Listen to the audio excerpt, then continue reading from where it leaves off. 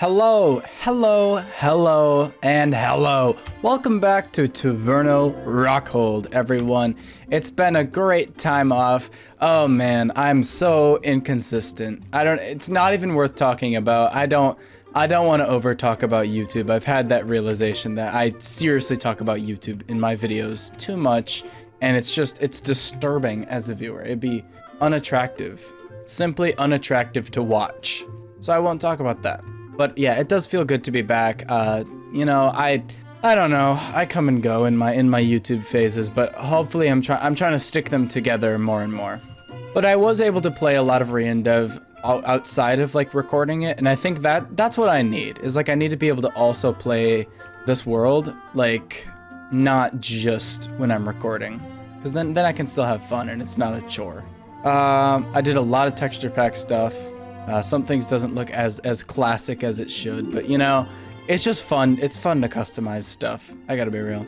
I got some crates with like colors on them. So like, or the colored crates correspond to like different things. That's really fun.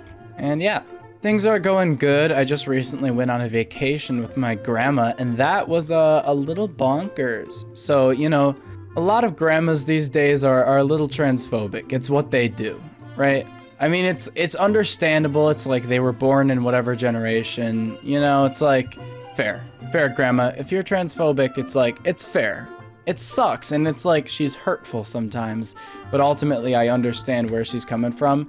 And not that I'd be the same way about the same thing, but I could understand like why shit being unnatural is so unnerving to her. Having said that, oh my God, she is so fucked up. Like, she is just insane. I mean, she didn't like, I mean, it's like average grandma behavior, but jeez. The vacation begins and everything's pretty normal. And like in the past, I've known that like, I just like to fuck with her when it comes to my transition. I know she hates all of this. She just wants the boy me back. Oh, hi, I'm MTF transgender, in case you didn't know. She wants the boy version of me back, you know. Oh, I was so much happier as a boy, XYZ, you know. But I like to fuck with her because it's like, well, that's not how that's gonna go. Respectfully, I'm gonna outlive you. But obviously, I don't say any of that to her face. I like fucking with her because there's nothing she can ultimately do. Like my parents technically have the ability to be like, take that off, don't wear that. They haven't used that power in a long time, but technically I would listen. But when it's my grandma, it's like, you know what? No. So going into this vacation, luckily it was on, well, okay, I guess I have to explain this. I thrifted some skirts once, and they're like past knee length, like they're not like crazy skirts, but and I wear a color each day. So I like, if I'm wearing red today, I'll wear orange tomorrow. Currently I'm wearing orange today. It goes in the order of the rainbow, skipping indigo because fuck indigo, and it would also screw up the pattern. It would make it too repetitive, but I wear a color every day. And I was going on a purple and a blue day, which means I had skirts for both days, which is actually really rare. I mean, to get those 2 days for a vacation with my grandma, that's kind of a miracle. So yeah, I'm like, I'm gonna wear this. Oh, and I also wear silicone boobs, but you know, that's a whole separate thing. I've been doing that for a while. So yeah, I'm wearing a skirt and everything's chill, and she can't say anything to my face about it. It feels wonderful. And she's pretty horrible with pronouns, of course, you know, but I mean, every now and then I'll correct her, but it'll be kind of under my breath, you know? And especially recently, I've kind of just given it up, not because it doesn't make me feel dysphoric, but just because it's like, it's just grandma. She's not really gonna get it ever. It doesn't really matter. But, so under my breath, I would still occasionally say one, but not to correct her, just for the hell of it. But one of these times, just near the end of the vacation, I mean, the whole time she was being kind of weird about it, but she wasn't like making faces or, you know, saying things. She was just acting weary in a way, and just like not taking pictures. Cause we went swimming, you know, so, or to a water park, I guess. And so it was also like I was in, you know, and that's a whole separate thing. I don't have like female swim clothes because I don't want the bulge and stuff. It's a whole complicated thing. Basically, I still wear boy swim clothes. That's fine. But my grandma so she would like choose to take pictures when I was, you know, still like wearing that. And then when I was wearing the skirt or whatever, she wouldn't offer to take any pictures. Okay, so then, yes. The last day, I mean, it's only a 2-day trip. We're out for breakfast, and I do one of those corrections under my breath. She's like, oh yeah, he got his water. You know, we're at like a restaurant, and I'm like, her water. You know, just this time loud enough for her to hear, I guess. But it's like, I still don't need her to respect the pronouns if she, you know, is incapable. And then the strangest thing happens. My grandmother corrects me and says he. So like I say she and she says he, like to my face. And I just look back up and I look her like dead in the eyes, like the deadest expression I've ever given anyone. And I say, she. And yeah. And then she laughs. And yeah, she laughs it off. And I just like, I'm staring at my phone. I'm just like, I can't even think about that. And she's like, well, we'll have lunch sometime. We'll talk about it. We'll talk about it at lunch. And I'm like, I just look back up at her and I'm like, just so you know, like, okay, I understand. Like, you can just be silent about it, but you absolutely cannot correct me. And she's like, but you can correct me. I'm like, absolutely. She's like, and she like sips her glass and she's like, okay. And that just really pissed me off. But yeah, that was crazy. And then me and my brother went swimming after that alone and sort of talked about it. So of course I share that on Snapchat, and I have wonderful support systems, I guess, in a way. I mean, none of these people are like true friends to me, right? Like I don't know. I've just had, I've talked about this in multiple episodes, but I've had different, you know, patterns throughout my life and shit. That's separate. But yeah, people on Snapchat, man, they're just cool, because even the people who like weren't the greatest to me in high school, like not bullies or anything, but just generally like weren't super cool, they still swipe up and they're like, oh my God, that's so fucked up. And it just feels great to have it run like that. Yeah, so then after the vacation, my grandma sends me a super long email. And for the first time in my life, I'm able to actually see like her full perspective on all this stuff. And again, she is just outrageous. You know, she tries to, in this email, she comes from a point of view of being like overly nostalgic for back when I was a boy, you know? And so she goes through all these things I should be super proud of, and all this stuff we grew up with together. And eventually it turns into that. And it's like, see, like all this fun we had growing up. And basically, like, I'll explain it like this. When you transition, there are going to be people in your life that act like some fucking, specifically for me, some girl just killed me and like started pretending she was me. Like, that's how people treat it for no reason. Like my mom was like mourning when I told her, and she was just acting like I fucking died. And it's like, Mom, I'm still right here. You can keep acting like that, but you're just being immature. She's like, for the first time in my life, I can't talk to you. Like, you can absolutely talk to me. Just stop pretending. And again, like, I totally get all these adults' perspectives. I think a lot of people in my generation just more or less expect older people to just like get on board, right? And to an extent, I feel that, like, I've acted like that. But at the same time, like, it's, I don't know. My grandma has had almost a year. My grandma has had nearly a year to understand all this and work with it. And she's, at this point, she's just chosen a life of pretending she doesn't understand.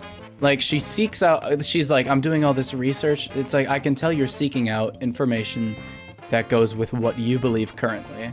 You know, it's just so hard.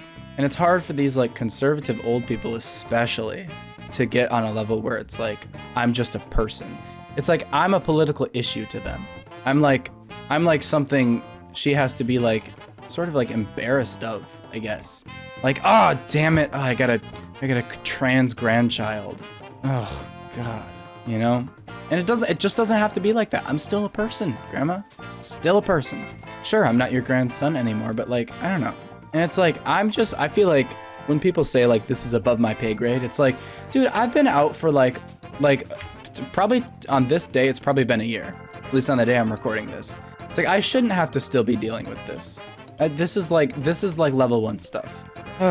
So yeah, no, But again, to go in further in depth with the email she sent, it was like this talk of like how okay, it was literally just one sentence, but it stands out so much.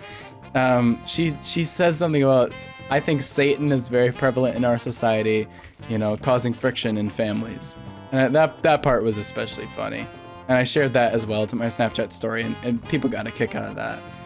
But yeah, it's so hard to be on the same level with these old people sometimes, you know? And it's like, I want to be understanding, I want to be chill, but like, you're just like straight up being so mean to me and so like disrespectful for what I want. And it's not directly comparable to this, but like I thought a funny analogy was like, say you were like overweight and you wanted to change your lifestyle to lose some weight and just to generally feel better in your own body. And like people were just like, or like someone just told you to your face like, well, you'll always just be big to me. You know, it's like, that's what it's like when my grandma's like, well, you'll always be my grandson. So, you know, acting like it's okay. It's like, I made this change to better my lifestyle. It's not, nothing is directly comparable to being trans. Like that's a hard thing with this, is like, it's really hard to make an analogy that actually makes sense. I was talking to ChatGPT earlier, and it was like, it's kind of like if you discovered you were left-handed and your whole life you lived right-handed and suddenly it just makes sense. And it's like, kind of, maybe, a little bit. Yeah, things are, I don't know. So I still have yet to respond to that email. I really should at some point, but oh God, I just don't want to. It's so hard because I don't want to come from like a really rude perspective, but like if an eye for an eye, man, if an eye for an eye, I'd get to just destroy her. But I don't want to just destroy her because, you know, I still appreciate the like standard of like love and respect, but it's so hard to just, you know, forgive everyone. You want, I don't know what retribution means. I feel like it's the right word here. It's like you want them to go back on what they've said and done and understand, you know? I think retribution is like revenge. I don't remember exactly. Yeah, so it's just been a lot. But I have so many people on my side, man. I don't even sweat it one bit. Typically, if someone was hearing this type of shit from their own grandma, they'd get stressed, at least a little bit. I mean, even if they understand the perspective of like, she's just old, I feel like without hearing at least one person say, that's fucked up, they'd start to like get in their grandma's mind and be like, oh, maybe I am doing too much. I mean, I don't need a detransition, but maybe I just need it. Maybe I'll just present mail around her, you know? And now I just know, no, there's no shot. Yeah, that's been the latest in my transition. And I sort of feel more connected after that. I talked about it in previous episodes, but I was having a little bit of it wasn't super like dysphoric. It wasn't really, it's not worth saying thoughts of detransition. It wasn't that fully, but it was certainly an amount of like moral questioning. But I get that all the time in mid-August. That's kind of my biggest point for reflection and whatnot. Anyway, I started at AMC, feeling really good about that. It's actually super simple, so easy. The work is so easy at AMC. You have no clue. I mean, to be fair, I've only ever worked box office, so there is an amount of learning I still have to do, but I mean, it's just click buttons and talk to people. And I realized this yesterday when someone asked me how my shift was going. Working in fast food previously, like, showed me how when you work fast food, you're still just pressing buttons and making shit, but you're working with people who could be on a time crunch, and in general, people who are hungry. Like that's why they're there. They are there to eat. And if anything goes wrong, even just a little bit, or if you're just slightly too slow, you've now ruined their day because they're hungry and they want you to like pick up the fucking pace and make food. However, at AMC, nah, they pulled up especially with the amount of previews at AMC, they pulled up like 20 minutes early. Like if they pulled up early to the movie, they're like 30 minutes early. They've got plenty of time. They just want to know like, what's up? How's it hanging? And yeah, I'll buy a ticket, sure. You know, and they're so down to have conversation at AMC, the customers. And it's just great. And then when they leave, like they're not in like a rush to go. They're just like, see ya, you know? It's a super chill atmosphere when it comes to customers. I mean, sure, someday there's going to be some guy that there's gonna be somebody that gets mad at me, says some shit.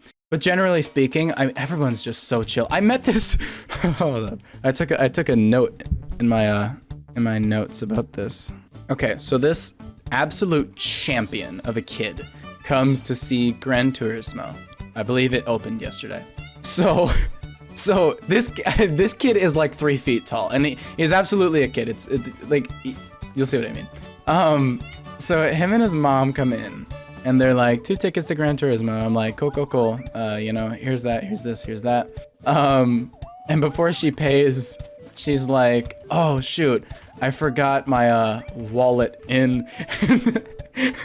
And the kid says our car. Like the kid starts like talking over her and says our car. So then she put her keys on the counter. He grabs her keys and says, okay, I can go get it. And the mom is like, no, you're not going anywhere. No, we'll get it. We'll get it.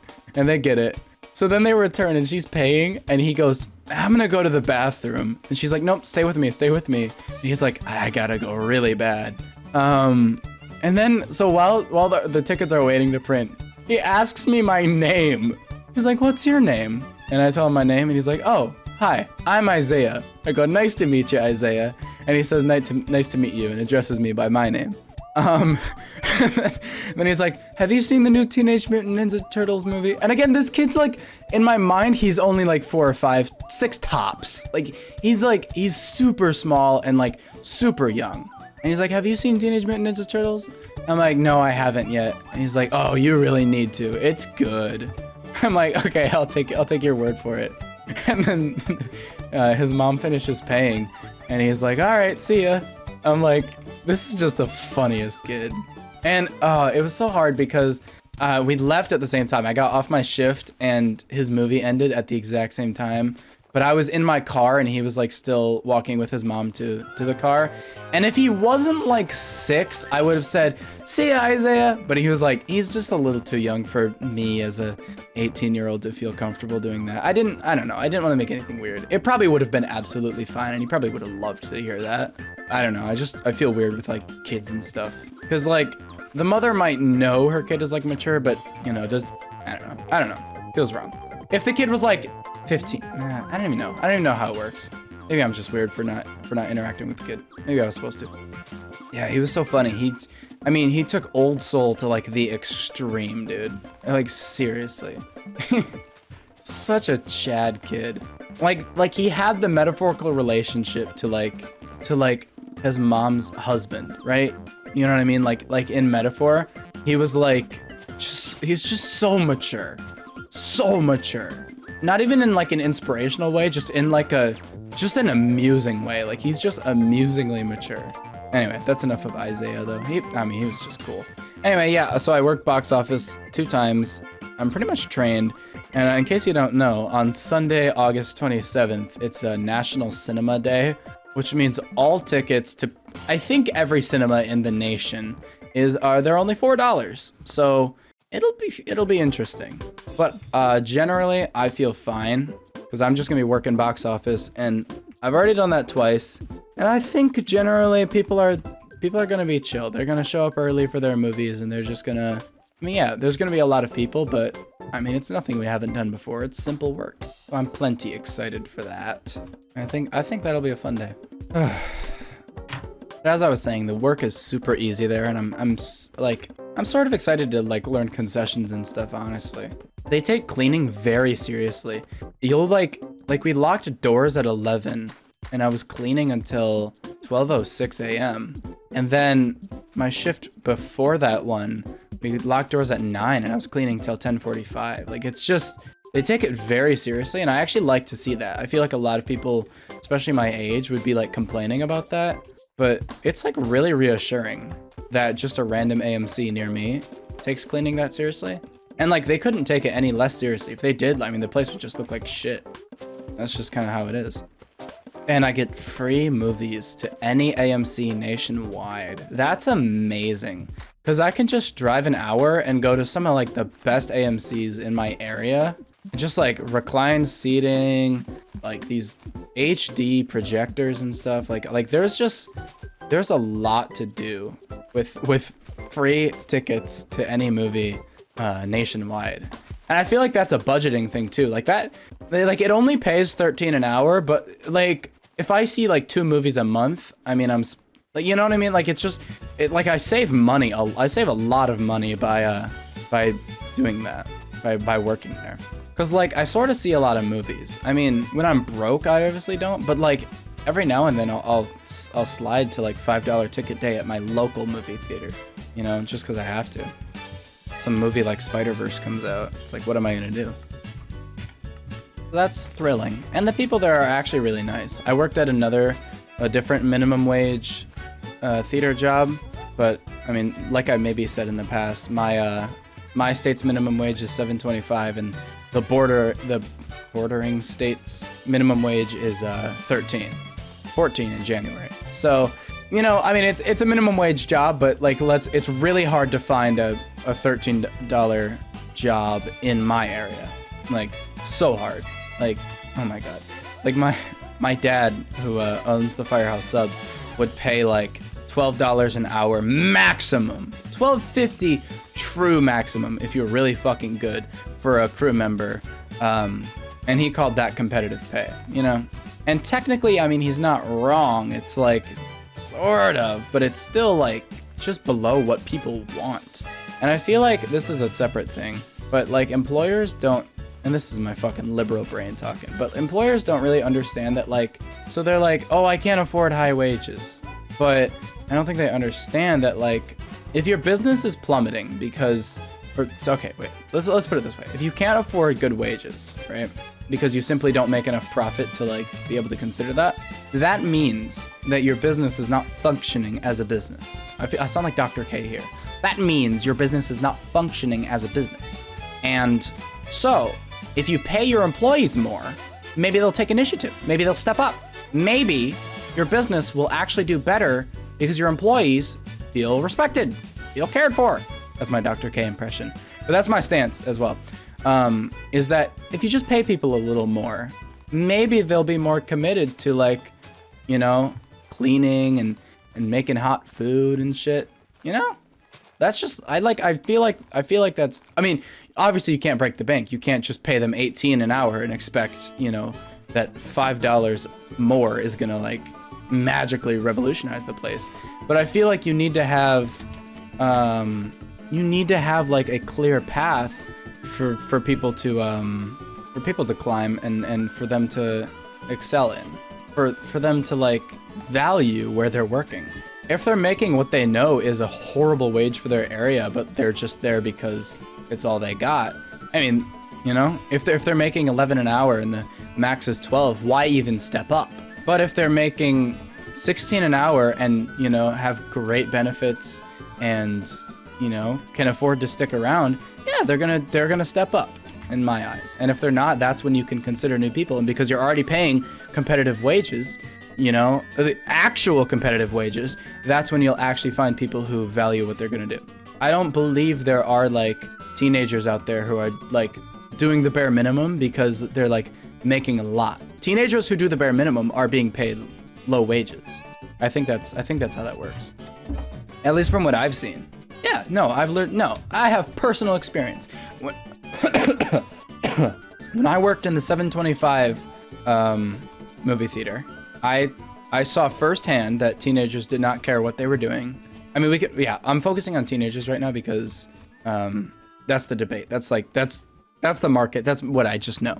But anyway, teenagers being paid $7.25 do not give a shit about what they're doing and don't care to like make the place better. It's also the culture of the place, but that culture is still like maintained by the low wages, right? If I was being paid $16 an hour there, I'd step up. Hell, you know what I mean? And I'd change the culture single-handedly, and someone before me would have done that. You know, that's all I'm getting at. But when you pay, so now that I'm working for a $13 an hour movie theater, shit, I got lost. Now that I'm working for a $13 an hour one, things are completely different. The teenagers are absolutely stepping up, and I can tell the ones that don't, like, well, I don't know exactly how to describe it, but like, I don't know. I see more productivity because the wages are higher. And I'm going to assume people stick around a lot longer there.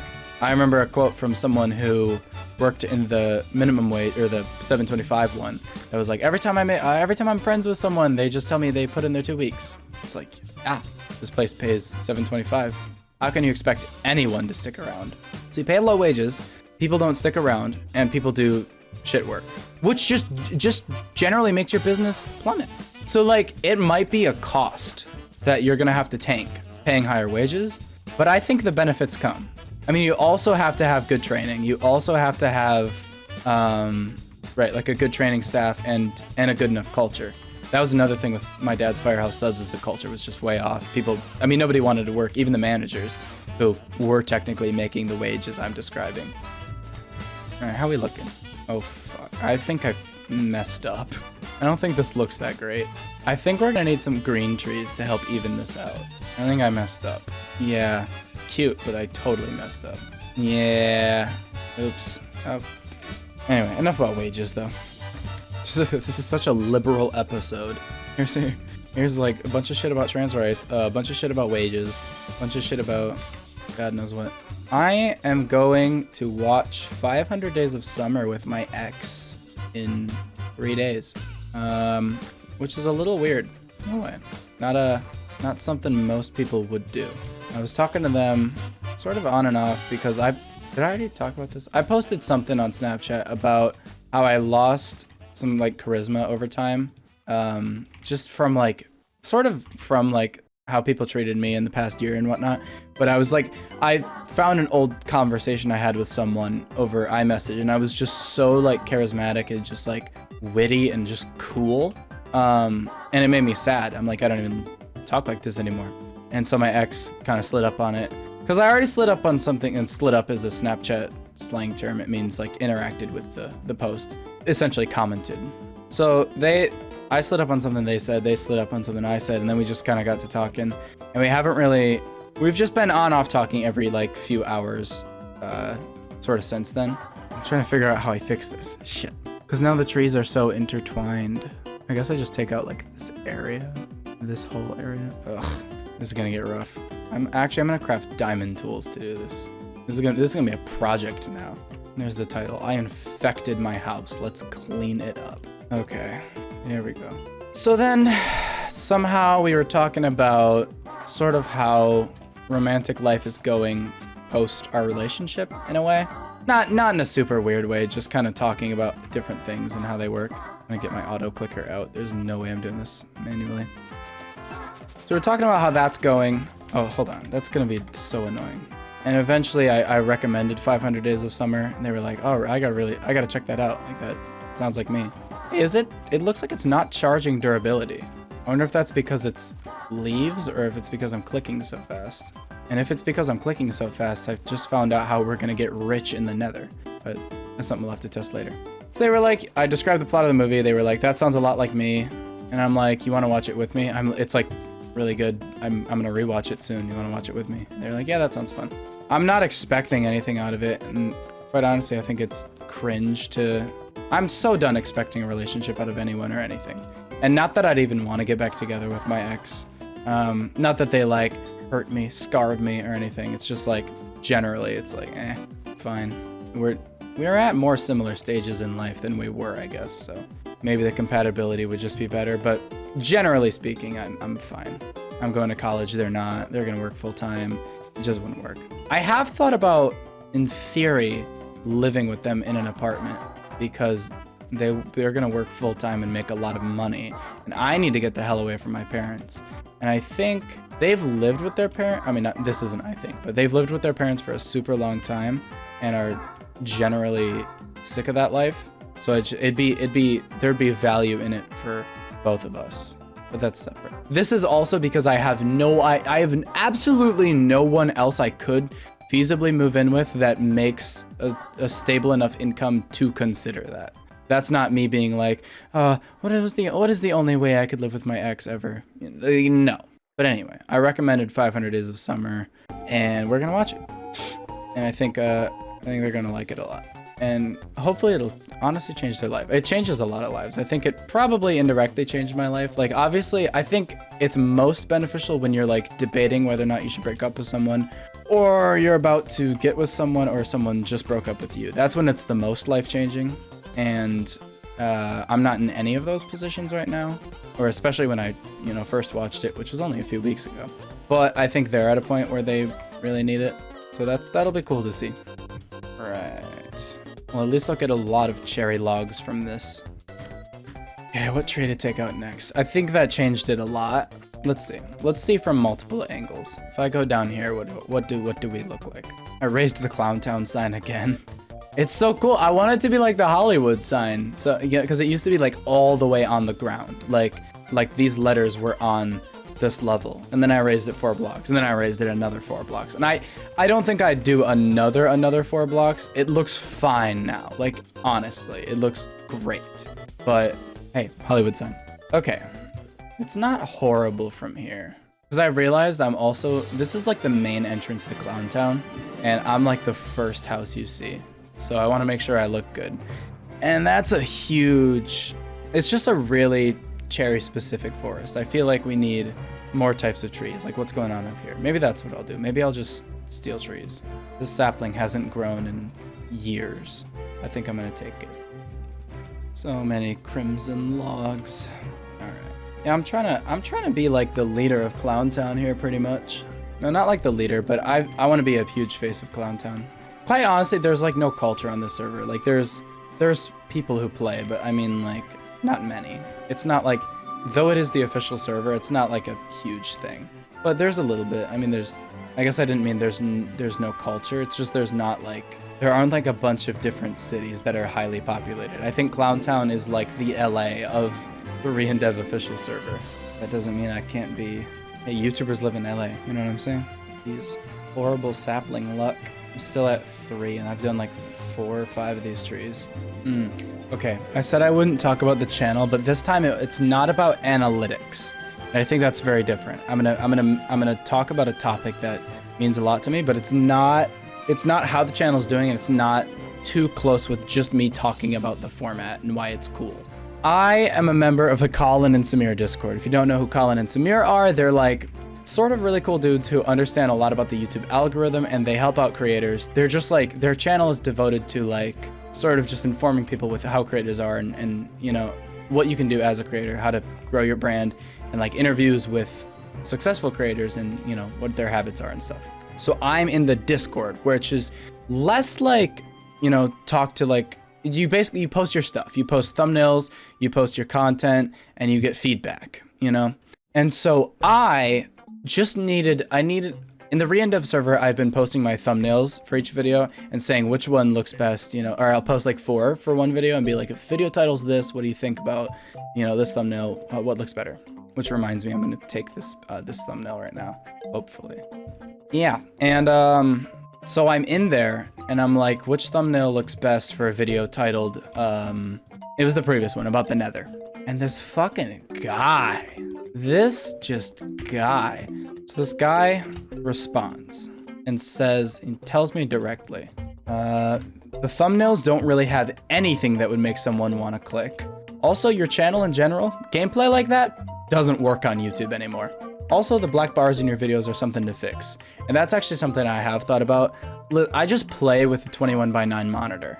All right, like the size of the video is the size of my monitor. It's kind of annoying, but it looks cool in theater mode. And I think a lot of people use YouTube in theater mode. A lot of people use theater on iPhones, or a lot of people use YouTube on iPhones, where the aspect ratio is roughly the size of the screen. And generally speaking, I think podcast type content like this, the aspect ratio of all things doesn't matter too much. But regardless, this guy left all that criticism. And I tell him, you're wrong on 3 fronts. My thumbnail style isn't meant to be hyper engaging. They don't get fantastic CTR because they're not meant for everyone. And gameplay like that, like what I'm doing, absolutely does work on YouTube, and it drives curiosity and nostalgia. And then I defend the black bars. And I feel correct about that. I feel like, though my content isn't like pushing new barriers of like what content is on YouTube, it's certainly different. And a lot of people like that. They see my thumbnail, they see the length of the video, and they're like, okay. And they're like, I've read countless comments that tell me they weren't like planning to watch the entire video, but they either saved in their watch later or they watched more of it than they thought they would and actually enjoyed it. So like, you don't get, like, this is what this guy didn't understand, is like, you don't get comments like that and that mean like, and have bad content. Like, bad content doesn't generate comments that said, I didn't expect to like your video, but I really did, right? Bad content is like, hey, you know, oh, I got recommended this and I really like it, but I think you could just fix a few things. I think X, Y, Z, you know, that's what bad content generates. Anyway, back to the argument. Oh, spoilers. It's a fucking argument. I show him a bunch of comments that were like people being nostalgic for my content, music choice, all of this. And I say, just because it doesn't immediately scream, this person is doing everything right, doesn't invalidate the clear promise and intrigue my content is showing. And then I link a video, the one flow state video that's like Minecraft content needs to change, where he talks about how similar everyone is on YouTube right now. And then this guy starts defending his guns. And I want to mention his ethos. He has 1.48k subscribers on YouTube. He's posted Minecraft content for a couple of years, I believe. And he, but they're like the dream, no, not even the dream style. They're like parrot style.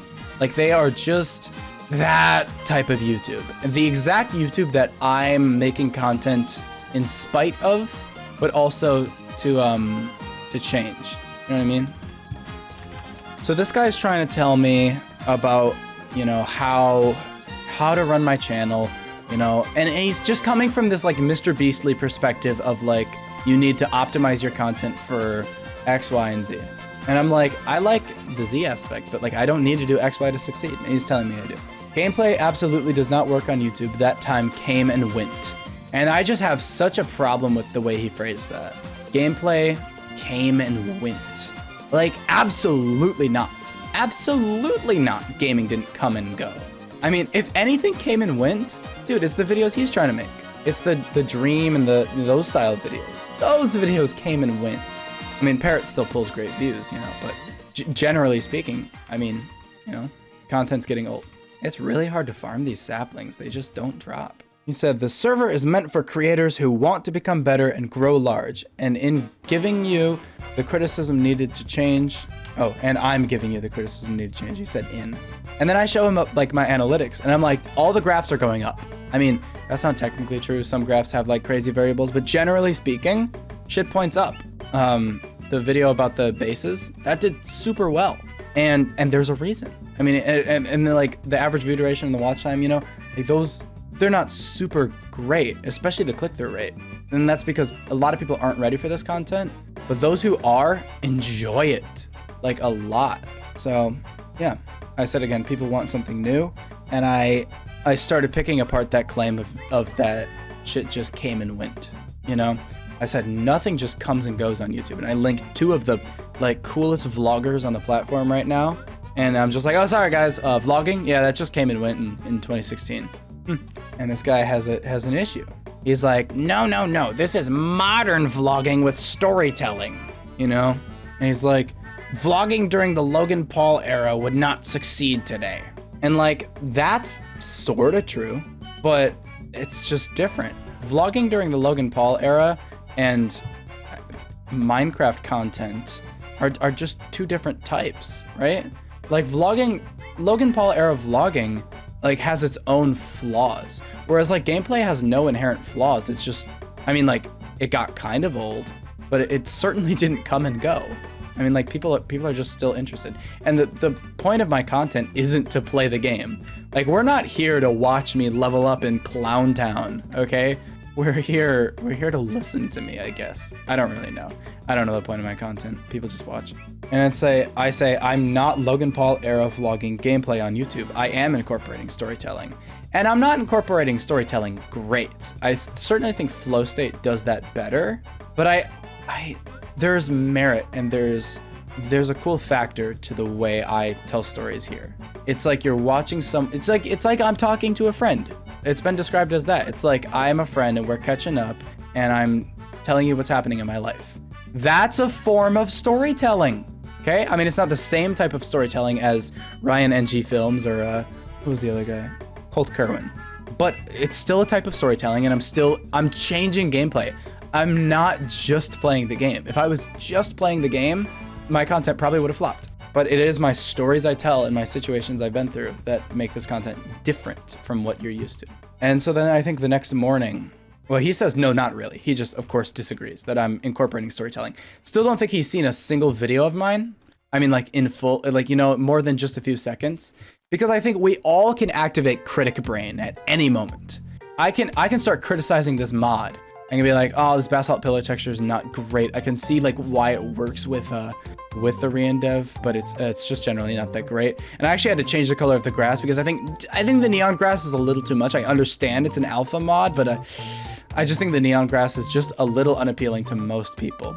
I think changing out redstone for gears was like, I understand the decision because that's like what Notch was going to do, but I think people just get redstone more. I think the gears are really confusing for people to grab, you know? Like I can criticize for days. We all can, but appreciation is like what we're missing. Right? I'm not saying like my content is like super and we need to like appreciate it and I'm incapable of handling criticism, but this specific type of criticism he was offering was just like not what I asked for. But that comes in later. I tell him if I was pre-fame Dream and I posted the manhunt thumbnail and the manhunt concept and asked for advice, this guy would have said the same thing and said, nah, gameplay kind of died on YouTube. People aren't really going to be interested in that. You're literally just playing the game, getting chased by your friends, and that thumbnail doesn't actually tell a whole lot. I don't really want to click it. Okay? Like that's how these things work. Is people just they're quick to doubt, right? And they don't understand that like sometimes to succeed is to not do it by the book. Like my content is excelling because it's different, and that's why anything excels, right? Why are we trying, like literally as a platform, why are we all trying to make the same exact videos? Can someone explain that to me? Like I understand it's like it is the get rich quick scheme of YouTube, but it's like why are we stuck doing this? Why should I be taking inspiration from, like, I understand he's, you know, more successful than me, but why should I be taking inspiration from someone who like tries to make videos just like Parrot, just like, you know, I don't even have anyone else. I only have Parrot in my vocabulary because that content is boring. Okay. Especially to people like me and the people I respect and the people I want to make content for. They don't like that content. Anyway. So he says in response to the Dream thing, he says, no, I wouldn't have because it was completely original, really well made, and has great storytelling. And I feel like the first manhunt video, I mean, like, you know, it's the start of something great, but it's not anything that anyone would have predicted did what it did to the scope of YouTube. Escape? I don't know. No one could have predicted what manhunt, how successful manhunt would be. I'm sure this guy would have said, yeah, I'm sure that video would do really well, you know? But he wouldn't have said like, he's acting like he would have said like, this will blow up, Dream, post it, you know? And I hate that. He says, I've worked with many creators, done lots of research and self-testing. I'm not the wisest person on YouTube, but I am experienced and knowledgeable enough to know what will and won't work, especially in Minecraft. You have 1.48k subscribers. Like, don't act like that. If Mr. Beast Gaming told me this, well, okay, that was actually, no. Anyway, no, what I'm getting at is if someone with 10 million subscribers was talking to me, I'd understand. If someone with 1 million subscribers was if someone who was like making passive income from Minecraft content on YouTube was helping me out, I'd understand. But it's this perspective of like, your content won't work because I just know it, you know? And like, he can't take a chance on something and just let me try. Like he's so afraid, he's so insecure of his own failure, he can't watch someone else try something new. That's a little, that was very extreme. That is not the case at all, but it sounded funny. So then I said, then why are the graphs going up? Explain. And then I can't even understand what he said. Impressions have to go up for YouTube to eat audiences, but having a 5.9% CTR is not ideal. Show AVD graph. You post here to take feedback and take constructive criticism. And the feedback and criticism I'm giving you for you to grow faster and bigger, you are denying and arguing against. And I'm like just trying to explain like, no, I'm something new. which for the first time in my life is true. Like normally I think I have this perspective of like, well, I'll just, you know, beat everyone else out. I'll just do something different, and it doesn't really work. But for the first time, I'm seeing success in this format. And this person's just saying, no, you're not. So I show a comment from someone that and then I just say like a really supportive comment. And I say, if you play by the YouTube rules, you shouldn't be getting comments like this on the regular. Like you shouldn't regularly be getting content that says, I haven't seen you before. There's something really relaxing about this content. Reminds me of videos I watched as a kid. And you're making me nostalgic. Like that's the goal of my content. And it's working, and people are finding it and they're loving it. And what does this person have to say in response to this comment? He says, people in the comments don't know the algorithm. You can keep doing, like, you can keep doing what you're doing, and I wish you the best of luck, but I don't think you'll find much success. I hate that, what he said at the end there. People in the comments don't know the algorithm. Hello? Like, I'll flip a chiasmus on you. Look up what a chiasmus is, or start listening. My chiasmus is, that was so awkward. Shit, that was supposed to be so much smoother. I'll flip a chiasmus on you. People in the comments don't know the algorithm, but the algorithm knows the people in the comments. Hello? Hello? Just pisses me off. He's like, oh, well, people in the comments aren't telling you to add subtitles and motion graphics to your videos. So they're inferior to me and my constructive criticism and feedback. And I'm like, no, the algorithm put them there. Why invalidate heartfelt viewers? Is that how low we've gotten as creators? And that's like how I feel. It's like, are we really gonna sit here and look at these comments and say, man, these dumb people. I know the algorithm and they don't. I mean, they might be heartfelt by my content, but I can't learn a thing from them. Dumbass. Dumbass. So then he's like, I'm not invalidating anyone, but just because a few people like a video doesn't make it good algorithmically. And I'm like, I just have so many hell no moments. I'm like, if they found the video through the algorithm, then they liked it. Or wait, no. If they found the video through the algorithm, right? Through like browse sources and stuff like that, and they liked it, it's a good video. And I said algorithmically, but technically no, it can be argued. I know what he means. He means like by optimization, it's not a spectacular video. It means like it's a poorly optimized video, even if people liked it. But that's still an insane. But then he says, I'm sorry, but that's not correct. A good video algorithmically would have a high CTR, high average view duration. CTR is click-through rate. I didn't describe that. And usually a high view count. And it's like, I get what he's saying. I get what he's saying. I so do.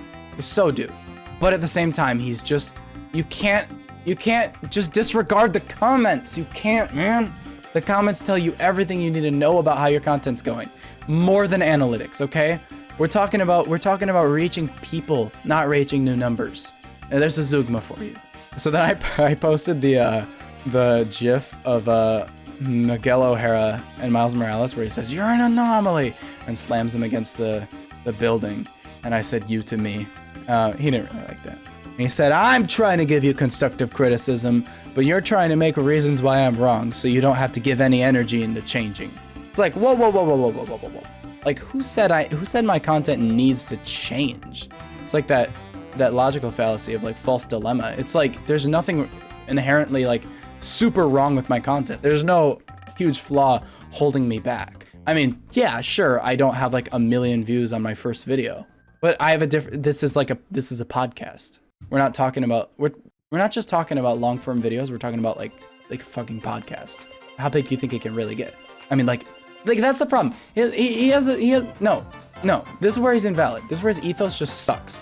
Is he thinks I'm making Minecraft content, right? He thinks I'm making a long form Minecraft video to blow up through the same pipeline he's trying, and I'm not. The truth is, I'm not. I'm trying to make an impact with my voice, firstly, right? That's the biggest thing for me, is I want to talk, I want to share my perspectives and talk my voice. And secondly, I want visual aid for myself while I navigate through my thoughts, and I want visual aid for people watching. Or like Subway Surfers type beat, you know, where it's like, you have something to watch. That was a really disgusting noise. I'm so sorry. You have something to look at while I'm talking, and you have something to listen to, right? Me talking. That's my biggest priorities when I'm making this type of content, okay?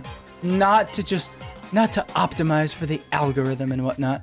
And it's so classic to say that and then have bad content, but I have pretty good content. My content's pretty good. But then in response to the GIF, or did I already say the response? Yeah, I already said the response to the GIF. And then someone with okay. They did the Mr. Beast thing of combining the number across all platforms, which I'll just say Mr. Beast can do, but a smaller Minecraft channel really can't do. But anyway, 1.5 million subs across all platforms, and then kind of helped mediate. They were a very big mediator. They're like, usually your type of content is best for creators with a fan base, and it's harder to pull off when the viewers don't know you yet. And then the person who was mad at me at first starts asking them content in my thread. That was really cool. And then someone who, God knows who this person even is, just says, I personally wouldn't watch this. There isn't any reason for me to click a Minecraft screenshot. And I'm like, okay. And then I realized, like, you know, my target audience isn't in this Discord. People who are interested in what I'm doing on the platform may be in this Discord, but generally speaking, I'm not going to ask for thumbnail advice on this Discord ever again, because they're not who the content's made for, really. They're all, because it's like that, it's, I can't remember if there's a bias for this, like a defined bias, but it's like everyone in this Discord is here to optimize their own content. Pretty much. I mean, some might just be fans of Colin and Samir, but generally speaking, if you joined this Discord, you're here to make better content. So because of that, I can just know that, like, they're just not going to get my style. Some will. I mean, some have in this Discord, but some are just going to be so far from it because they're still in this, like, I think it's like the equivalent of like Blackpill content for creators is when they get hooked on this like algorithm optimization, and then they, you know, and then they have like no spirit or charm to their content, no unique value proposition, and they optimize, and they never had a good concept to begin with. That's who's in this Discord. Not for the most part by any means, but there's just a lot of them in there, and they need their own space. Because I can tell they think they're like Mr. Beast. They think they're like, yeah, me and a few YouTube buddies just grind everything out and get hypercritical. But you're not. That's just my take.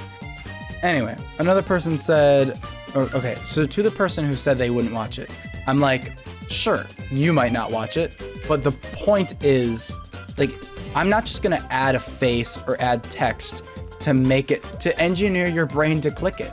I think that's one of the biggest things with my content is like, I'm not gonna micromanage and optimize for your, like, to get the most people to click. I just don't want to do that. Like, is it wrong to be like, I want people who volunteer to watch my videos, like, to click them? I don't want everyone to click them because they're not gonna like it. If I go for like the parrot style thumbnails and titles here, like, it's just not for those types of people. And it's also not for people who don't watch Minecraft content somehow. I don't really know. But anyway, I posted more dream thumbnails, or well, I posted my first batch of dream thumbnails, but I used dream as an example again. And I'm like, all of these don't technically stand out, right? Especially the manhunt thumbnails, because they're just a Minecraft screenshot. And even crazier, they're all the same one. And I understand why it works, is because Dream is a personality we all know. You know, you can't just make manhunt videos without being someone and expect it to work, right? And oh, believe me, plenty have tried. Then someone said, his thumbnails are simple, but his videos are way more better and really worth watching because of the intensity he creates in the videos. And then the thumbnails are dominated by the video over thumbnails, and then get promoted by YouTube. Do you have anything like that in your video, which Dream has? And I mean, to that, I mean, the thing I have that Dream doesn't is my videos are just made to be listened to. And you could put me on in the background, and whether you're watching the video feed or not, there's still something for you. Whereas Manhunt is kind of more of a visual audio thing. But I mean, I still have plenty of unique value and plenty of comments who are like, hey, good shit. I really liked this. And that's that's what I focus on, is pleasing people who are commenting and stuff. So then someone disagreed that they would click streams thumbnails. Well, they said my screenshot is, or my thumbnails are a screenshot of me doing nothing. I'm like, well, Dream's thumbnails as well. I don't say this in the Discord, I guess, but I'm thinking right now, it's like, I mean, like, there's more of a story scene with Dream's thumbnails, but I've had action in my thumbnails. It's not, like, the conversation just gets so weird here. It's like, nobody has direct advice, they just, like, dislike what I'm doing. And I don't feel attacked by these two new people. I understand they're giving constructive criticism, but, the first guy's who really gets under my skin. I show him more of my thumbnails, and he's like, it's not enough. But if you don't want to take criticism, it's fine. And I'm like, okay, I'm fine taking criticism, guys. Like, I'm absolutely fine to take criticism. Criticism, or if this criticism transforms my content into this, I simply won't do it. And I link a picture of that first guy's, like, 8 most recent videos, which was a bold move. But, I mean, the truth is, yeah, if he's trying to make me into a little him, I don't want to do it. I don't want to make those types of videos. And then one of the latest guys said, I never said to turn your content into that. I was just giving you alternate ideas while still keeping the screenshot concept. And he never explicitly really gave advice. But he was just, I don't know. Nobody here gave me like concrete advice. They offered these really weird, vague suggestions that I could tell came from a vein of like not so evergreen ideas, right? Especially the first guy. And I'm really only talking about the first guy. I think the other people probably have ideas and criticism for me that I have either thought about on my own or would have reached at a point anyway. And then, earlier I said it's not a bold claim to say that people are sick of that style of content, because it's true. I mean, there are plenty of videos talking about why Minecraft content sucks now and what needs to be done about it.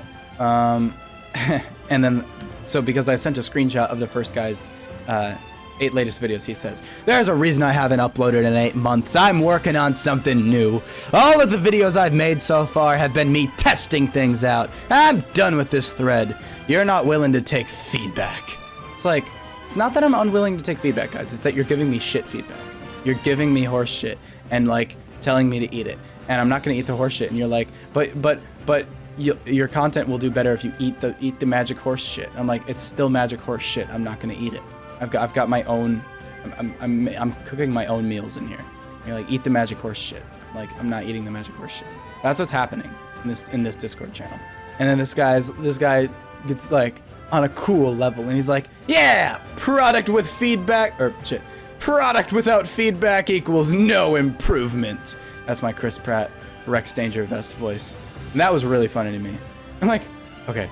And then I say, like, all I ever asked was what thumbnail works best. I have my own journey to explore with algorithm optimization. It is up to me to explore further. I'm not incapable of interpreting feedback, but I also shouldn't be expected to bend over and spread for all of you when I never asked for my content to be criticized. I already made a thread about that, and everyone was really fond of it there, which is true. I made a separate thread for how is, like, you know, what's up with my content? How can I do better? And people were impressed. And people were like, wow, I actually understand why this is doing well. Here's how to make it better. Here are some ideas. And like, that's constructive criticism. That's good feedback, right? This is not. What they're saying here is not. And then the conversation got civil again. And then in the most recent Colin and Samir creator support, which is their second podcast that's more about answering people's questions and stuff about being a creator. In their most recent one, there was just enough of a moment that I could timestamp and send to the first guy. Let me see what they said. Okay, so Samir says, I might just roll the clip. I think also it's an incredibly long game to become successful at this, but if you do this, like if you go against the grain and you're like, it's my personality that you're here for, it's me you're here for. Right now, if you do that, and even if you build an audience of 100,000 people who love that, I think that is one of the most impactful audiences you could build. If you go against the grain and make personality-based content right now, and like he said, it's a long game, but he says if you do it, you're gonna build one of the most impactful audiences on the platform. Like, hands in the air, like, yes, literally my point, coming from Samir, okay? Like you're all here because of Colin and Samir just said why my content is working.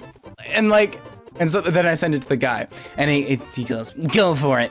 Just be prepared. It will likely be a really long journey. Literally because Samir just said that. If in that clip, Samir said, if he said, what am I thinking of? If Samir said, your growth will be shockingly fast, you will discover an audience that you really connect with, and people will tell you, and he says, he makes it sound better. If this guy's idol made it sound better, then he would be egging me on or like rooting me on right now. I'd be like, oh yeah, I totally changed my mind. He's just a bandwagoner. He's just a bandwagoner. He'll do whatever it takes. He'll do whatever people are saying, and he won't try anything new, and he won't provide anything unique to the platform. That's not a prediction, but that's just how this is going. So then the thread kind of ends there. There were some people giving me actual thumbnail advice, but the thread wasn't about that anymore. It just wasn't about that. But yeah, what a dick. I mean, like, so I, in case he's watching, I mean, like, final points is like, I understand the perspective of like, oh, well, actually, first I want to say, for his Discord pronouns, he put male. So I can assume this dude probably already clicked off after I talked about my gender. It's fucking rude to just put male on your pronouns. I'm not like offended by it, right? I'm not like, you know what I mean? Like, I'm not like gonna make a huge deal. You can put whatever you want in that field, but you cannot, I mean, well, it's just incredibly disrespectful to people who do use pronouns in a way, it's just rude to put male there and like be like normal. I use male pronouns. There's a chance he just meant him, but doesn't have the vocabulary for that. But I'm gonna assume he put male because he's like, I don't need pronouns. I use the normal ones. Like a fucking snake. Not snake. I was going for like an insulting animal there, and I made a snakely face when I did that voice. I should have said like a mole. That would have been better. So anyway, final points though. I like totally understand that the Discord is for criticism. I totally get it, right? That's why it was made.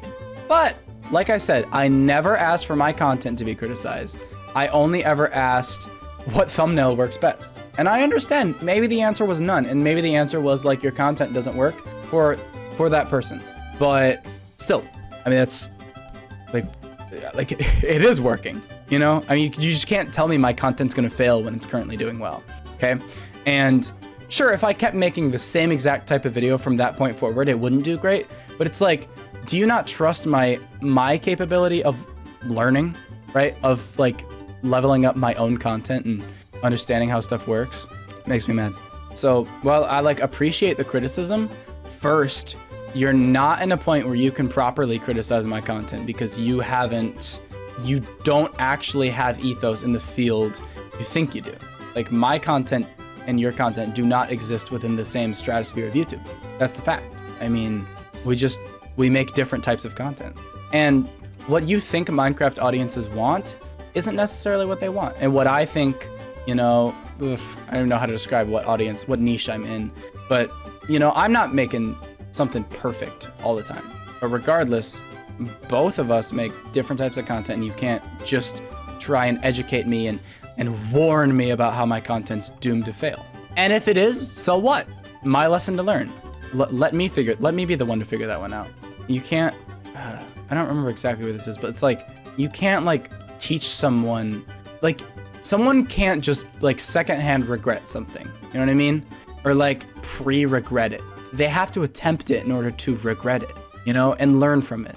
Like, regret and failure is a great teacher, So like, why are we going in and trying to like teach me why I'm gonna fail, and how am I to know how I'm failing, but also what I can change without failing in the first place? Seems so simple to me, but it's complex for someone like that. And I don't know, just generally like my type of content is doing fine. My type of content is growing, and every now and then a video, it might not blow up algorithmically, but YouTube is still finding the audience it's for, and YouTube's definitely doing great at that. And I'm super appreciative of the like strong community I'm building, and for being, I mean, hopefully future proof that like you can make personality content on YouTube before you like, let's see, how am I gonna phrase this? Like the idea right now is that you can make personality content once you've established a personality on YouTube, and you cannot just upload and expect people to get it. You know, you have to provide something first. And I think in terms of what I'm providing, it's not very different from what other people have provided. And that's what's scaring people and giving the red flags in my content, telling them this doesn't work, but it is working. And I think they look in their Bible, they look in their like rule book, and they see red flags from this type of content. They've been trained by all the algorithm gurus to not make this type of content. Absolutely do not go into OBS, record gameplay, talk over it. That died in 2011. Do not do that. Absolutely do not. Whatever you do, stay away from that. And so then they try to tell me. Maybe I'm rambling. Maybe I'm going on a little longer than I should. But it just makes me sad. It makes me sad to see where Minecraft content is going on this platform, and especially just how people treat it and how people think growth works. Like algorithm in the same way that like short form content has decreased our attention spans, and that's a whole issue. I think this algorithm blackpill of like optimization has messed with us in terms of like what we are as creators. Like we don't understand things like value proposition and you know, underlying magic, these simple things that sort of like people who made it to the top understood them by default. Like you can't, it's like the thing where it's like, I can teach you to be comedic, but I can't teach you to be funny. It's like, I can teach you to understand the algorithm, but I can't teach you to like, I don't know the exact word, but it's not like be an influencer, but I can't teach you how to provide for an audience. You know, that comes naturally. But through this algorithm blackpill, we've found a way to make slop content for people and grow these numbers that, you know, you're just a faceless Minecraft YouTuber, but your number's big enough because you posted enough shorts and you're making passive income off your newfound subscribers, you know, enough to, but it's like, I don't know. The connections you're making aren't that deep. Yeah, they're sure they're there, right? Like the people who are watching your videos, even if you're making like the slop Minecraft content, like obviously you're still gonna get comments. Obviously if you make a Discord, they're gonna join it. And not that those people like, oh, they don't count. Of course they count, but you're still just like, you're not providing as much as you could. Each person is unique. And as creators, that should still shine through. And if someone can stop watching your content one day and just find someone who's just like, if you quit making the videos and people don't miss you, the huge red flag. You know what I mean? Like if people were able to find someone else to watch in the meantime, huge red flag. Like if you quit, you should, like, people should be like, not like mourning you, but like, you know what I mean? Like they should be like really wanting more. Not that they're like addicted to your content. Like don't hack them like that, but they should be super curious and super like eager for your next upload. And I think when you're making content in this new wave, I mean, not new wave, but like in this current wave we're in, you, that doesn't happen. From what I can just infer and tell, that's not happening for people. Did I fix this enough? I don't want it to look pathetic, but can I grow some big ochres? I don't know. I don't think I have too much more to say on that without just getting repetitive. But it upsets me so much. The creator blackpill is just such an issue. And it's not like a new issue either. I mean, like, people have talked about this for a long time.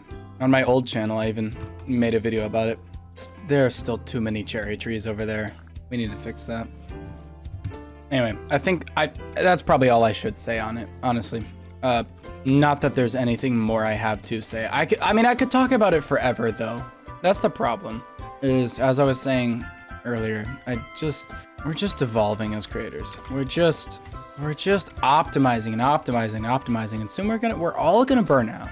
There's gonna be no more. I mean, Colin and Smear were just talking about this in the episode I linked. Is that like we're just like we have to do so much work to get a viewer's attention, you know, and optimize for that click, you know, and it's all about what, like, just all this like stuff we can do to get viewers to watch and why they're not watching, and you know what subtle psychology tricks we can put in the thumbnail. Oh, you put a face there. Oh, people want to click faces. People like faces. They click faces. You put text, not too much text. You put one word and not even red arrow. It's not even red arrow meta anymore. You know, I mean, it's like that was obvious. That's obvious why that was there. But now we're talking about like, yeah, you need X amount of colors maximum, and I don't know. I don't have anything. I don't because I don't follow that advice. Okay, back in the day I tried emulating, you know, Tommy Innit and all them. Okay, and that's probably why I'm so bitter to this Clippy person, is because it's like I've tried copying the creators. Okay, it doesn't work. I mean, sure, you got more successful than I ever did, but it's like you probably still feel just as empty as I did. That's the truth. See, this is how many. Yeah. I got 13 saplings from one tree. Granted, it was a huge tree, but that's what should be happening when I harvest a tree. But yeah, I guess the only way I can really end this is by saying I'm super grateful for all of the, how does this even happen? Hello? Oh.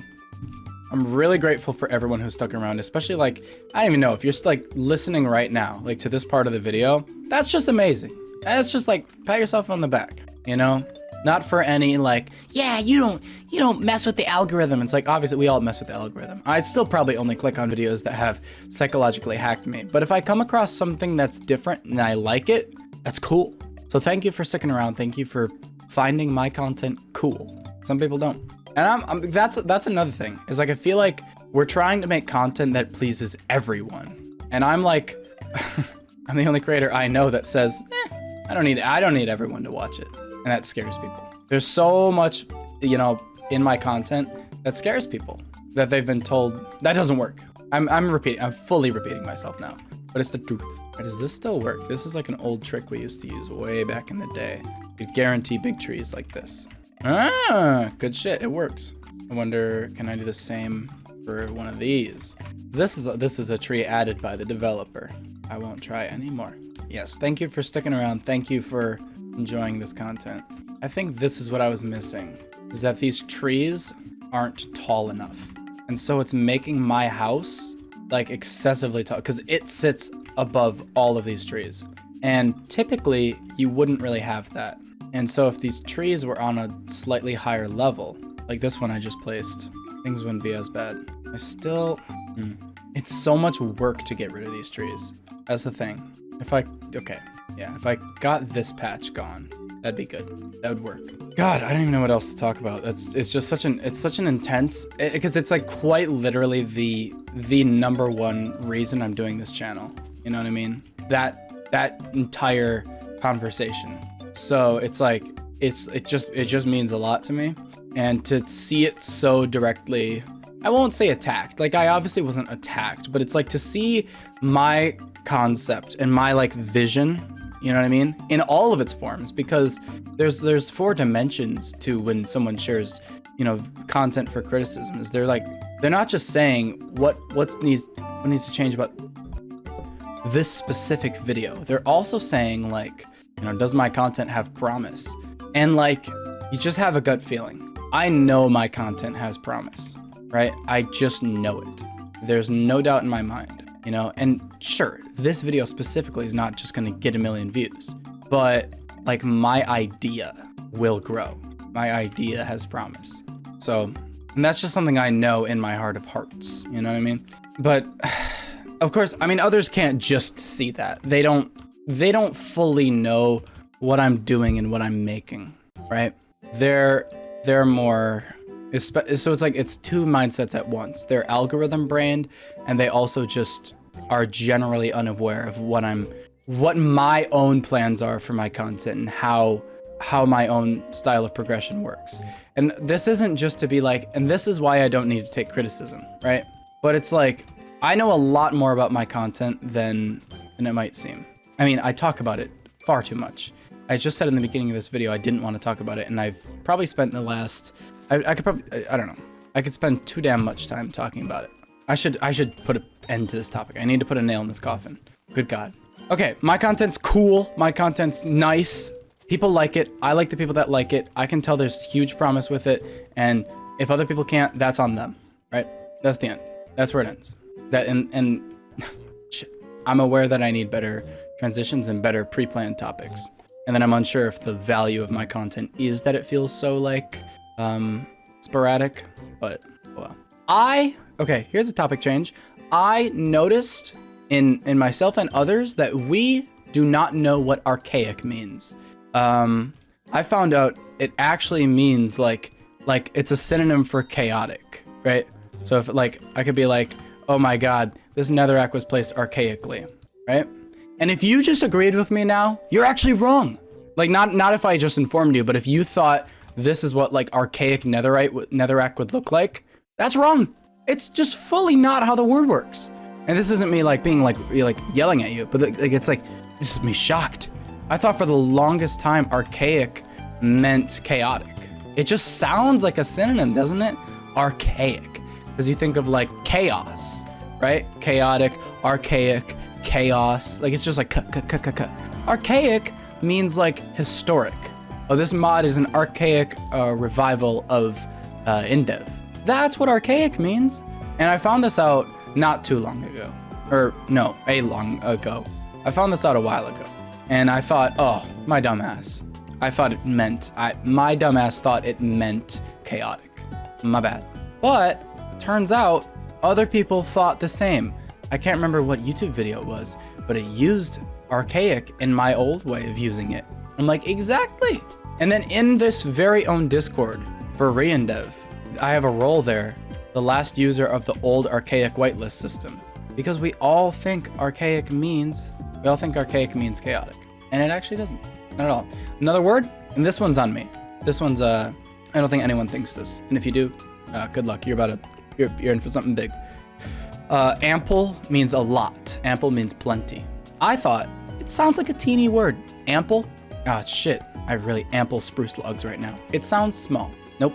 What I have ample of is food. I have 4 slots of food. I have ample food right now. What? And I really hate when you either find this out by using the word wrong or by observing the word in a context where it actually works and being like, they don't know how this word works, and then Googling it and being like, ah, shit. Yeah, archaic was a hard one. I used it to like on an English teacher. He placed a bunch of like awards that he hadn't hung up before in like a really weird order. He sort of grouped them by year and by stuff, but it was like just weird. So I said, it just kind of looks archaic, because that's how the word worked, man. And he was like, archaic. But he didn't tell me what it meant here or there and there. I was gonna say here and there, but it was there and there. He didn't tell me what it meant, but eventually one day I just looked it up for some reason and it all made sense. So yeah, that's how I feel. Oh, okay, let's keep taking trees down. I shouldn't have grown this many cherry trees. I should have thought first. I wasn't thinking. I saw the movie Strays, and quite honestly, it wasn't that great. I hadn't seen an R-rated movie, especially in theaters, I mean, since The Suicide Squad. Wait, was The Matrix Retributions rated R? Resurrections? Whatever. Look, the point is, okay, I hadn't seen an R-rated movie in a while, especially, pretty much never seen an R-rated comedy. If The Suicide Squad counts, it counts, but so it was just annoying. It was just, and I'm gonna sound like my fucking mom here, right? Which sucks, but they just used the F word too much. Every other sentence was like, fuck this, fuck that, fuck, you fucking, you know? And it just took me out of it. And like, I'm a big swearer. I use the F word a lot. I probably do in these videos more than I know. But it's just off when it's like, it's not that it's like, it's a movie, they shouldn't say that. Like that's my grandma. That's my grandma talking. But it's like, when it's not like the F word can be so funny. I mean, the funniest word. But when you overuse it, it's the least funny. It is like so boring when you overuse it. When it's taking up, I mean, I wonder what percentage of that movie was the F word, right? That's like a valid question. Oh well, we may never know. But also okay, so then the plot structure was that there was a lot of filler. Like there was just a ton of filler. And they did some funny, in case you don't know, sorry. Strays is a 2023. I just said 2023. Strays is a 2023 comedy starring Will Ferrell, Jamie Foxx, and a couple of other people. Those are the only ones on the cover. And it's about like some stray dogs who get well, it's Will Ferrell's dog. Will Ferrell, the dog specifically. He's now a stray. His owner was really bad and mean, left him out to dry. But he finds some other stray dogs, and they're gonna go. I'll just spoil it. Spoilers incoming. For Strays, but it's not huge. Like, it was probably in the trailer. They're gonna go bite his dick off, and that's like a big moment. It's like this old owner likes to just masturbate all the time. We're gonna bite his dick off. Maybe I shouldn't be talking about this on Taverno Rockhold. Look, that's as graphic as I'm gonna get. The movie wasn't super. It was funny at times, and some scenes were like a little cool to see because I hadn't seen an R-rated movie in a while, and it was like, oh yeah, you can do that on the silver screen. But just I mean, like, I'll never watch it again. I just won't. And I saw Phil Lord and Chris Miller produced it, and for the past like 6 months, I've been hyped for these. Not this movie specifically, but I love those guys. Like, they just make the best movies. They made Lego movie. I mean, they directed Lego Movie and Spider-Verse and Spider-Verse 2, and they produced the Lego Movie 2. So I guess their productions aren't always what's super. It's their directed films that are the best. But that didn't stop me from being, well, okay, I guess I only saw that they produced it after the movie. I'm sure if I actually saw it first, I would have defended the movie while it was going a little more and be like, oh yeah, good shit, Chris Miller. Oh, that was good. But I mean, just saying, like, it wasn't that great for a Lord Miller production. I've seen much better Lord Miller productions. But then again, if they directed what was it called? It's just called Strays? Yeah. If they directed Strays, it would have been even better. Not even better, shit. It would have been better. Yeah, I didn't like it a lot. It was fun. It was all right. I'm sure if oh, and this is the difference as well. If I saw it with friends, I would have loved it, right? If I went with like a couple people, I probably would have absolutely loved it. But I went by myself. And when you go to a movie by yourself, it kind of has to be a really good movie for you to feel good, you know? Because when you can hear your friends laugh and stuff, and that's one thing. But it's something completely different when you go in alone, expecting probably a greater movie than what I got. But I love seeing movies alone. I saw the Mario movie alone, you know, and it like just felt great. Like, seeing movies alone is fun. Try it. Go try it. Go see a movie alone. Go on a Tuesday where it's cheap and go watch a movie all by yourself. I can promise you won't regret it. Oh, but no excuses. That one was interesting, the Mario movie. I think my brother has this cool point about it, and it's that like the movie's not really like bad or anything, right? Like, it's fun. You can have fun watching it. You can have fun remembering it. Like, the music's cool. The references are fun. But at the end of the day, that's our like Mario movie, you know? It's like when you play a Mario game, you're gonna think of the Mario, like, this is what we got for the Mario movie, like the Super Mario Brothers movie. Like, this is it, you know? And there's sort of wasted potential in that. Like, if you're just gonna make the Super Mario Brothers movie, and I hope you know what I mean when I emphasize it like that. You know what I mean? Like, it's the not the only one. They're probably gonna make a sequel. Let's be real. But it's still like, you got to be very careful with what you're doing, because it's like you don't get another shot to make the Mario movie. Like if they made another Lego movie, you know what I mean? Like, it's not even like the Lego movie 2. If they made another, like, I don't know how they rephrase it, like, you know, but they try to do the Lego movie again, you know? You can't do that. You already made the Lego movie. Like, that's the one. When I play with Lego, I think of the Lego movie, and it's a great movie. But the Mario movie, it just had some flaws that are like, it sucks that this has to be the Mario movie. I think that makes enough sense. Yeah, I just wish the plot was a little deeper. And I think literally, dude, this is the problem, is if it was like 2 hours long and there was just more filler, I probably would have loved it. I feel like it's just too short in my mind. It's one of those really like location-based movies where, like, if you rewatch it right now, you're gonna remember like the second they enter a location, you're gonna remember exactly what happens, and you're gonna be like, yep. Whereas like a movie like, I'm trying to think of a good example of this. I just rewatched Barbie. Well, I didn't just, it was a while ago. But when I rewatched Barbie, I was expecting it to feel the same way.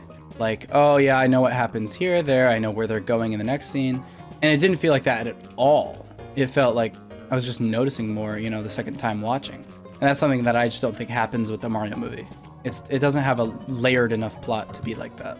Another sort of location-based movie that I kind of don't like for being so I don't like the aspect that it is location-based in that way, is Across the Spider-Verse.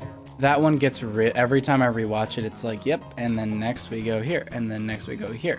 And it sort of makes the movie feel shorter, which I think is a bad thing. I like when a movie feels packed, because this isn't whether or not the movie is short, right? That can be argued whether or not it's good, but it's like, I want a long movie to feel long, right? Especially a movie like Across the Spider-Verse. I want it to feel like a journey, and it does every time. I mean, it doesn't feel that short, but I think it's hurt by how few locations there are. And it's also strengthened by that. Like, let's be real, like there are good things about that, but it's an aspect that kind of hurts the film for me. I was thinking about that. Every time I say the word movie, I feel like a sense of dread. Like, it kind of sucks. If you just think about it. Like, there's a word like film, and there's a word like movie. Like film is like in reference to like the actual film it's on. Movie is like motion picture, like it's moving, you know, kind of sad. And I feel like inferior when I say movie and think about it too deep. But then I don't want to be the type of person that says film every time. That's too much. But movie feels like a really kiddish term at times. Oh, here's something. Okay. Let's just say I obtained Across the Spider-Verse on my computer in a way that infringes on Sony's copyright. And so my dad gets an email from our ISP, internet service provider, that's like, hey, someone on your network was it's just like downloading media through a torrent or a peer-to-peer client that infringes on a copyright holder. And it set a date on it, and I'm like, that's me. Like, you know, I like nobody else in the house was doing that on that day but me. I mean, that's just simple.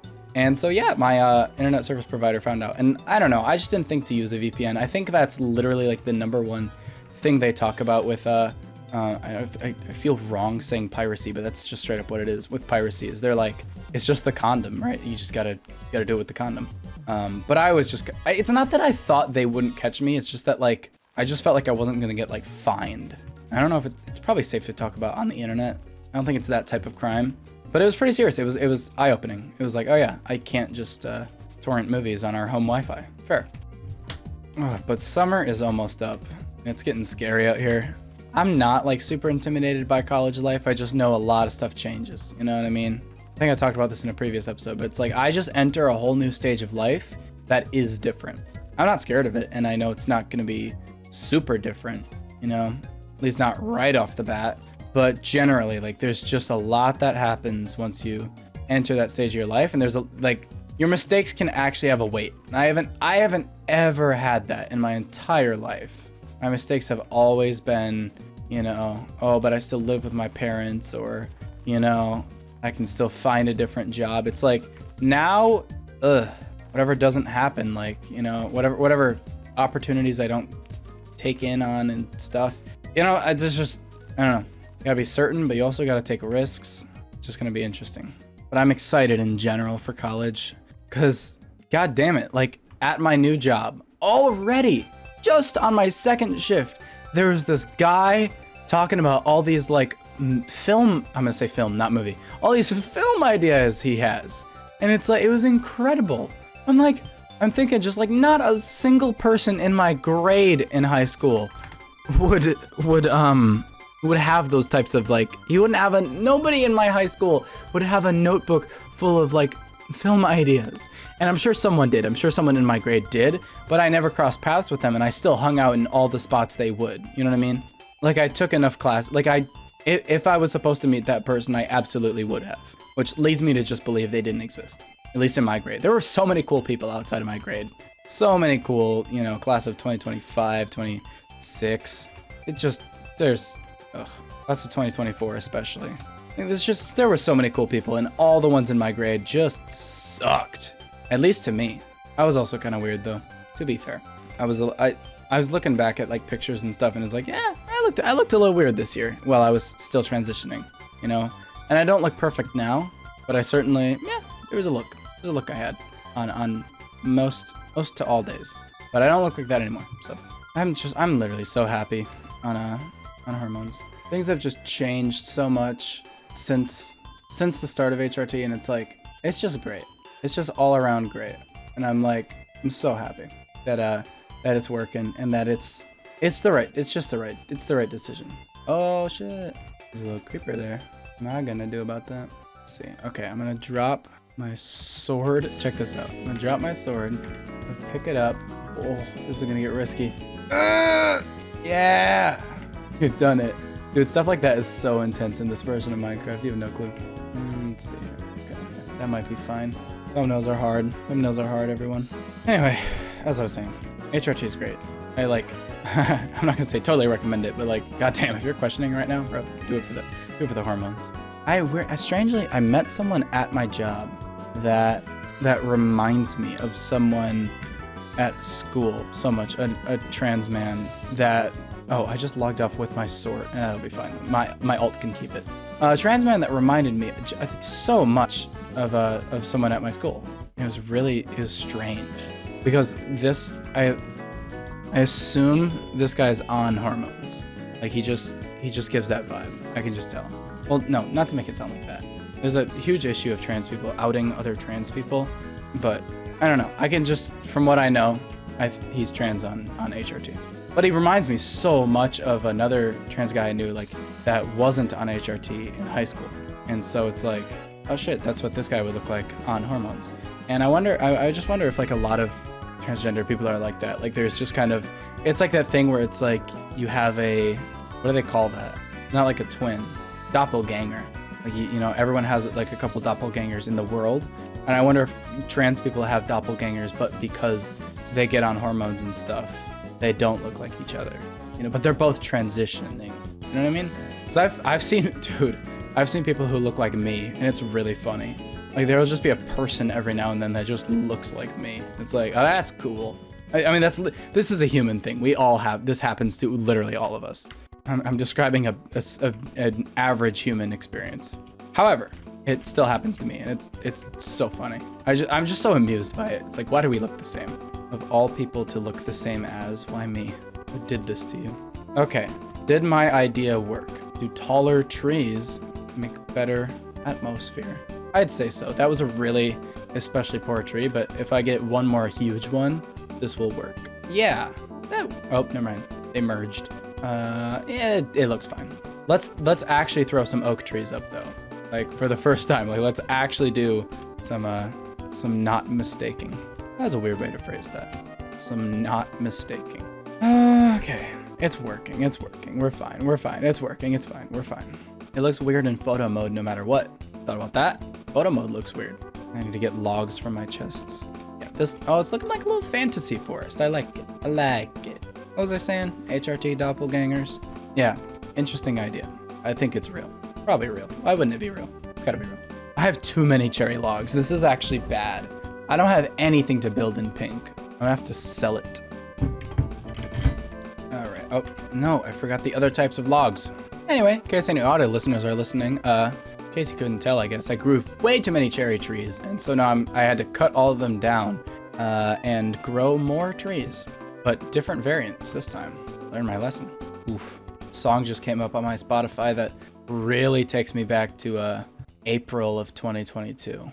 That's just a weird time. I was in it's I can't even say it was an abusive relationship or anything. It was just a normal relationship that me and the partner weren't ready for. Hello? What's wrong? Oh, my dumbass. There we go. Let's do another huge ochre. That sounds wrong. The huge oak tree right here. All right, how are we looking now? I feel like we need a couple that are higher than the average. You know what I mean? We need more cherry trees up there, but we need I need a huge firwood tree. That's what we need. There's just one that kind of looks ugly, but it's taller than every other tree. So what are you gonna do? Here we go. If I knew how to do branches and shit, yeah, I'd do them. But sometimes we get bad Minecraft educations. Am I safe to drop? I should be fine. I'm gonna do a little bit of this before I fully just drop. If I'm smart, I could just do this all the way down. I think I will. Yeah, I think that helped a lot. I think, okay, we also need a big cherry tree right here to lead these ones. Oh, I forgot. That's the one log and sapling I just did not want to bring with me. So funny. Gonna need 64 cherry saplings and 64 cherry logs. All right. Yeah, I think we just need one cherry tree that just extends past all of these, and then I think it fixes this. And we could probably actually do some perspective thing where the trees back here actually are taller and it creates more of a landscape. Please be good. Okay, then we're gonna do a huge, I'll just do a spruce one back here just to throw things off. Switch it up a little. That's all I got. Boom, boom, boom. Ugh. Oh, there we go. Oh shit, wait. Oh, this is so awkward. How do you, I guess you just, I placed I placed all the spruce logs I had, and then I couldn't fill in the dirt with the spruce log because there was none. Okay, I'm gonna place 4 of these. Now I'm gonna get down and place dirt, place a sapling, and bone meal it. There we go. Yeah, this is working. This is actually working. Okay, we need a big nether tree right here. And this gets rough because I have enough crimson logs to make this work, actually. It's gonna look really weird from the back, but I think from the entrance of Clowntown, this effect is gonna work. All right, let's see. Do it work? Yeah, so like I said, like this looks fucked up. This looks so wrong from this angle, but hey, from up here, pretty good. I wish these weren't on the same block. Are they actually? Oh, that kind of sucks. Okay, I want one more. I think I'll do another one right here. Really gotta spice it up with the nether trees, otherwise you're done for. Hello? Oh. Ugh. What I hate about bone meal is regular game taught me bone meal click click goes boom after a while. Re-endev bone meal go boom boom click click after at most like 3. But regular game taught me keep spam bone meal, but it's bad in re-endev. Alright. Oh, I should also imagine if I put glowstone in these trees and they like glue up in the dark. That'd be so hype. Maybe some other day. I'll have to figure out how to make a flying potion before then. That's just how that is. There's no way I can do that with blocks. Okay, let's see. I'm gonna go from the entrance of Clowntown and I'm gonna see if there's any final touches I need. Next project is spicing up this first hometown square, I'm gonna call it. What can we put there? You know what I mean? Like there's gotta be something cool. All right, let's see it. You enter Clowntown. Oh, that looks great. Yeah. I think the pink is a little excessive right here, but I mean, hey, aren't we all? I think it works. Yeah. I'm trying to decide if I need one on this side to help balance it out, because I know these trees are right here. Since these are so tall, let's just put one big oak tree right by my house and have it be like that type of tree. Like it's just like it, you know, this is a forest, but that's my tree, right? Oh, I'm out of bone meal. Shit. Let's go to the mob farm. Hey, spider. Any idea where any other hostile mob is? Kinda need them right now. This is no good. I'm gonna have to steal bone meal from a neighbor. Let's do this. Here we go. Oh, look, we're on the minecart rail, guys. Oh, come on. Oh, yeah. How does it look from the rail? I like never use this. Yeah, it's fun. Well, yeah, no, that looks nice. I like my little enchanted forest. Okay. And then this is like real Clowntown, if we're being honest. Oh, shit. I need bones. I need bones. Bones, bones, bones. Give me all your bones. Or something, however that song goes. Sound like my dad. I was about to say, I typically steal from this house. That's not true. But I have stolen from this house before. That's not untrue. There's 2 bones. And that's a lot. Okay, look, this is where I'm moral. This is where I'm good, right? I don't steal from this. I've never touched this, not once in my life. And I've known of its existence. And if I'm ever in an emergency, I don't think I'd even use it. I'd go and harvest my own resources. I wouldn't touch 3 diamond blocks, 7 gold blocks, any of that iron. I know I can get that all on my own without stealing. All right, what was I getting? Oh yeah, bone meal. Got one more oak tree to go. Okay, it'll go right here. It'll be like on the very end though. Right here. Here we go. Last oak tree. Well, there go all my bones. Great. Now I have to steal from someone else. That was supposed to be fun. That was supposed to be the fun little oak tree we grow at the end of the video, and it leaves us feeling good. I got a topic. Hey guys, you ever try to grow a tree? There we go. This isn't gonna work. Oh, it so didn't work.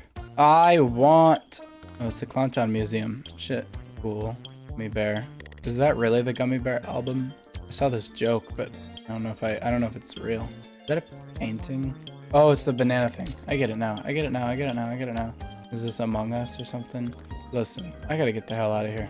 It's a creeper spawner. A rare and illegal redstone torch. Natural purple wool sheared from a rare purple sheep. A lapis block that used to be craftable from a green dye. Cool. Flower war. Cool. I gotta find some bones, guys. I'm really struggling. How do you even get in this blimp? That's what I want to know. Like, there's no way, right? Is that a ladder? Oh, flying potion. My dumbass. I need bones. Someone on the server give me them, or I will take them from you. Running out of people to steal from. Bones. Nope. Here we go. Bones. Bones. Bones. Bones. God damn it. If I weren't living in like a lit place like this, ugh, I'd have so many bones from all that time that I spent killing mobs and making my base larger. But instead, I live in the world where I just placed my little house and didn't have to work like an honest American. Shit, I don't know where to go. I just want to steal bones from people. Damn, Clowntown is so beautiful though. I need bones. Good, great. It's a huge hollow tunnel. I need bones. Someone in Discord was like, I don't know, they were talking about, this might have even been like 6 months, 8 months, a year ago. They were talking about how like there's nowhere left to build in Clowntown. Dude, there's so many places to build in so many spots. Man, this is beautiful. I should do this more. Dude, oh my God, I just feel great right now. Damn, this is beautiful. Come on. I'm just looking in the wrong spots. I don't know where to look for most of this stuff. Hate it. I want bones. I should have had a topic by now. I thought this would be like a simple way to feel done, to feel accomplished. What you got? What you got? Oh wow. What is this? A tornado machine. That's so cute. You got bones in there? What about in there? Okay. Yep, good thing too. It's not like I need bones. What even is this? What am I looking at? What block is this? Lamp block. I didn't know. That's pretty cheap too. Cool. Come on, bone chest. Nope. Clown subway station. Well, if it's above ground, what's down here? Is it just, oh, okay. No? Probably just a mine. I'm gonna guess a mine. I want bones. Damn, no, we gotta bring back this type of architecture here though. I'm doing my own little thing, but like I love these huge cobblestone bridges and walls. Like that's what makes this place cool. All right, come on, Magma House. You've never failed me before. Never failed me before. Bones. Oh, 4 bones. You're a legend. Any more? I'm just curious. Oh, 3 more. Thank you. Seriously, a godsend. All right, Magma House has everything. It's confirmed. If I had a nickel for every scenic tour of Clowntown I took in today's episode, I'd have 2 nickels, which isn't a lot, but it's weird that it happened twice. Okay, I'm gonna be very careful about this tree. And quite honestly, I don't even know if I want a big one anymore.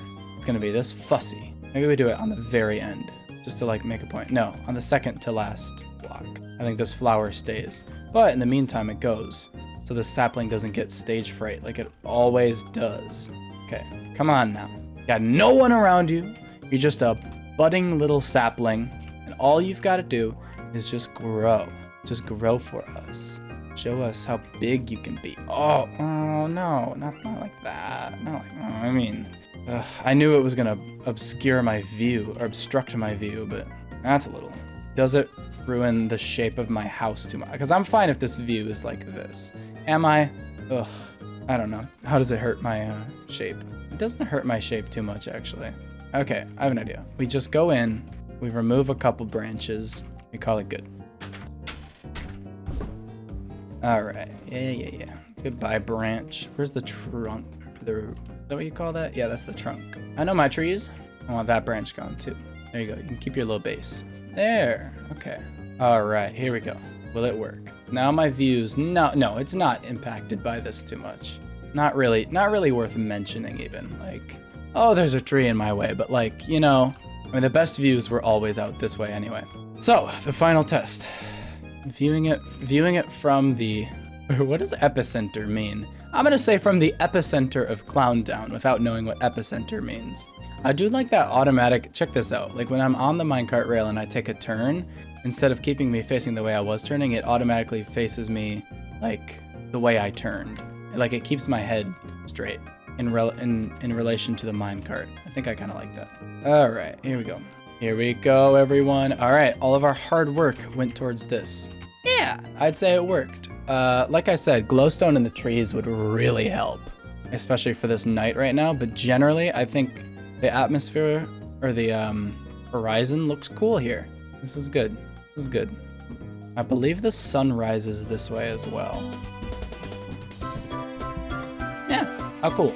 Okay, and with that in mind, thank you so much for watching this episode of Taverno Rockhold. It might have been a longer one. I'm so sorry if it was a little too long this time, but I really appreciate the way this one turned out. It felt very homely, and the next ones won't be as huge.